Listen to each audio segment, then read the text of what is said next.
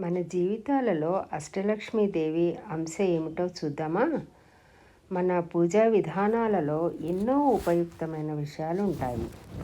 వాటిని లౌకిక జీవన విధానానికి అన్వయించుకుంటే మనకి ఎన్నో వాస్తవాలు బోధపడతాయి.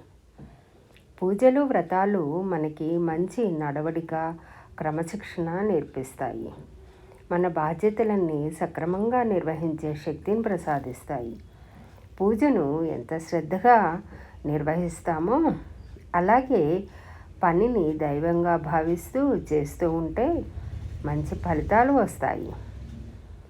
లౌకిక ప్రపంచంలో డబ్బు ప్రాధాన్యత అందరికీ తెలుసు. చేయాల్సిన పనిని తప్పించుకోవాలని చూసేవారికి అభివృద్ధి సరిగా ఉండదు. వరాలను ఇచ్చే దేవి వరలక్ష్మీదేవి. లక్ష్మీదేవిని అష్టలక్ష్మిగాను పూజిస్తాము. సమస్యలు ఎదురైనప్పుడు ధైర్యంగా ఎదుర్కొనగలగడం ధైర్యలక్ష్మి అంశ.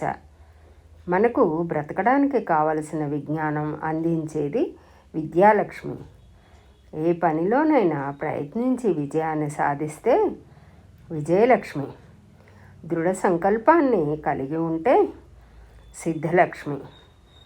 సొంత ఇళ్ళు, వాహనాలు కలిగి ఉంటే గజలక్ష్మి అంశ. సత్ సంతానాన్ని కలిగి ఉంటే సంతానలక్ష్మి.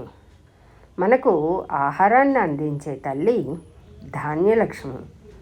లౌకిక ప్రపంచంలో కావలసిన ధనాన్ని ప్రసాదించేది ధనలక్ష్మి. మన జీవితంలో అష్టలక్ష్ముల అనుగ్రహం ఉంటేనే మన జీవితాలు సాఫీగా సాగిపోతాయి కదా. అందువల్ల ఆ తల్లి అనుగ్రహం కోసం అష్టలక్ష్మీదేవిని అర్చిద్దాం.